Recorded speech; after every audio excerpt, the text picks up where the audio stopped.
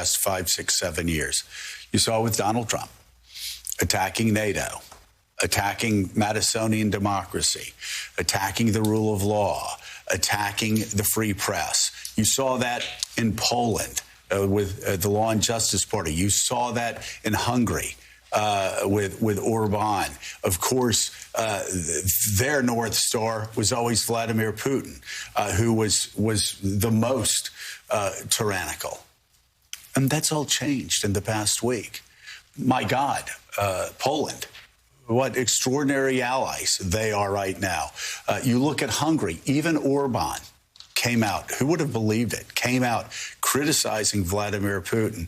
You have so many other people here actually speaking, Republicans talking like Republicans used to speak when I was a Republican, when Ronald Reagan was in the White House, when Margaret Thatcher was at 10 Downing. They're actually talking about liberal democracy and what's at stake there. You look at the institutions of NATO over the past week, the European Union, as I said, and you jokingly responded, hey, the chocolate makers, pretty damn good allies after all. And you said, yeah, I hear they make a few cars too. I mean, the world has changed. It's a crisis in Ukraine. But the Western world that was under attack from Vladimir Putin, from Donald Trump, from Viktor Orban, from Trumpists on the extreme right in America, it's no longer under attack. The EU is stronger than ever. NATO is stronger than ever. Liberal Western democracies, institutions stronger than ever. And it all happened this week. That's something for the president to talk about instead of saying, the SWIFT banking sanction. If you look at the two banks and no. Go full Reagan. Go full JFK. Go full Churchill. Fully agree. I mean, this is the other great miscalculation Putin made. Not just the spirit of the Ukrainian people, but the response of the European Union and the United States. Something he clearly bet on would be the opposite, that this would further divide them, that he could exploit the weaknesses in our democracy to have a cakewalk in Ukraine.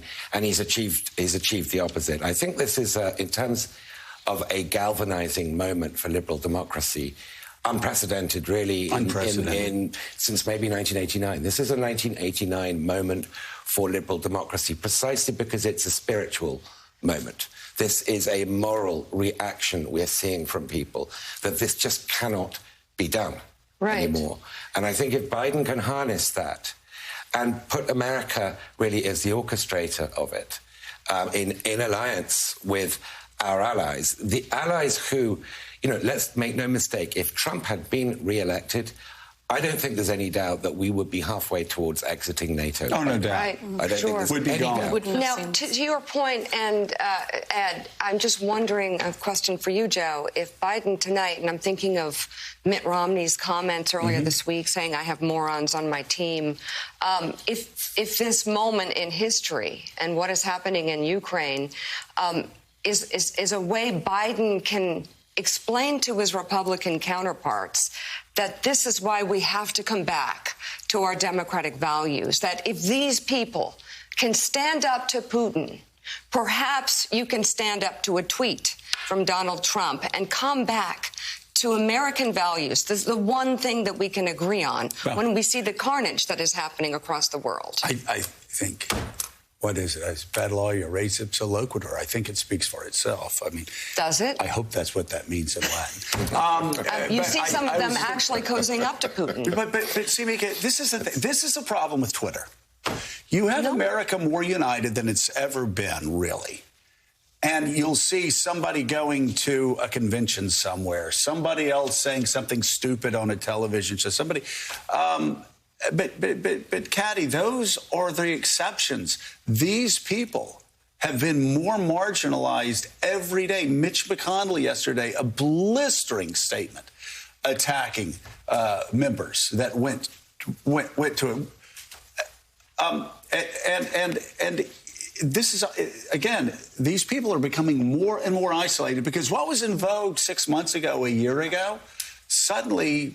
Well, it's just crashed up against reality. And these Putin-loving illiberal Democrats looking very, very bad right now. Yeah.